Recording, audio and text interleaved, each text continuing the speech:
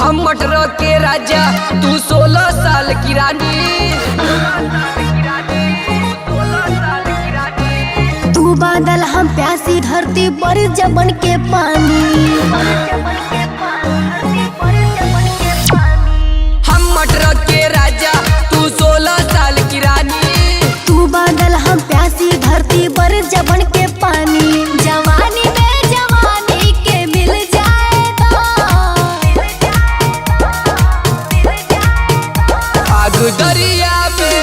आग दरिया में रानी हो लग जाए तो। आग दरिया में रानी हो लग जाए तो।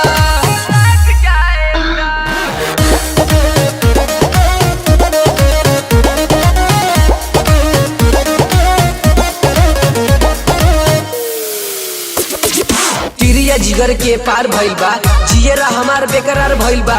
चांदनी के चांद से प्यार भइल बा, मुश्किलों में इंतजार भइल बा। झील के जैसे नील नैन में बा चिंगारी दुनिया बदन में। धड़कत 16 बानस नस में हमरो मन अब नइखे बस में। झील के जैसे नील नैन में बा चिंगारी दुनिया बदन में। धड़कत 16 बानस नस में हमरो मन अब नइखे बस में। जेवन गरमी बाबा हर निकल जाए तो। आग दरिया में रानी हो लग जाए तो। आग दरिया में रानी हो लग जाए तो।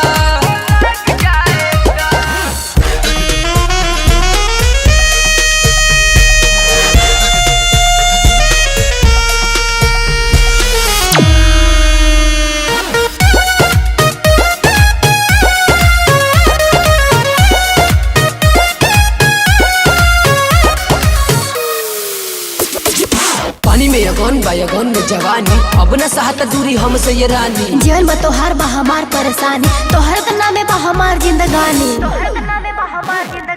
बाढ़ के पानी अब ना रुकी, सारा बंधन पल में टूटी। ई बंधन बा जन्म जन्म के, ओपी बहुचट लिपट जा हमसे। बाढ़ के पानी अब ना रुकी, सारा बंधन पल में टूटी। ई बंधन बा जन्म जन्म के, सत्यजीत तू लिपट जा हमसे। शुभम खुशबू